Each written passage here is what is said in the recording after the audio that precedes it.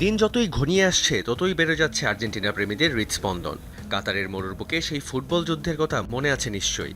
সৌদির সাথে প্রথম ম্যাচ হারের পর যে পরিমাণ লাঞ্ছিত হতে হয়েছিল ভক্তসহ খোদ লিওনেল মেসিকে, শেষ পর্যন্ত সেই লিওর আর্জেন্টিনার কাছেই কর্নিশ করতে হয়েছিল পুরো ফুটবল বিশ্বকে।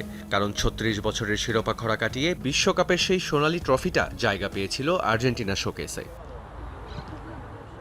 আবারও এসেছে সেই মহাযজ্ঞ, যার নাম ফুটবল বিশ্বকাপ। প্রস্তুত হচ্ছে প্রতিটি দল, সেই সাথে প্রস্তুত হচ্ছে আর্জেন্টিনাও। ডিফেন্ডিং চ্যাম্পিয়ন বলে কথা। আর এই প্রস্তুতির মাঝেই বোমা ফাটালো আর্জেন্টিন সংবাদ মাধ্যম টিওয়াইসি স্পোর্টস। তারা জানিয়েছে রেডি হয়ে গেছে স্কালোনির স্কোয়াড। ২২ জন প্রায় চূড়ান্ত, তবে স্নায়ু যুদ্ধ চলছে ৪টি পজিশনের ফুটবলার নিয়ে।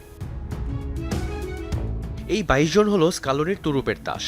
গোলপোস্টের অতন্ত্র প্রহরী এমিলিয়ানো মার্তিনেস থেকে শুরু করে মাঝমাঠের ভরসা এনজো ফার্নান্দেজ সহ সবাই তৈরি।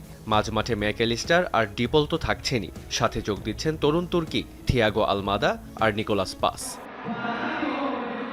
প্রতিপক্ষের ঘুম কেড়ে নিতে লাউতারো হুলিয়ান আর ফুটবল জাদুকর লিওনেল মেসি তো আছেনই, কিন্তু প্রশ্ন হলো শেষ মুহূর্তে এই বিশ্বজয়ী বাহিনীতে কারা হচ্ছেন সেই সারপ্রাইজ এন্ট্রি। বুড়োহারের ভেলকি দেখাতে অভিজ্ঞ আকোনিয়া, নাকি গতির ঝড়ে প্রতিপক্ষকে কোপকাত করতে তরুণ ভ্যালেন্তিন বার্কো? পঞ্চম সেন্টার ব্যাক হিসেবে কাকে বেছে নেবেন মাস্টারমাইন্ড স্কালোনি? সেঞ্চি নাকি মেদিনা? কার কপালে জুটবে নীল সাদা জার্সি?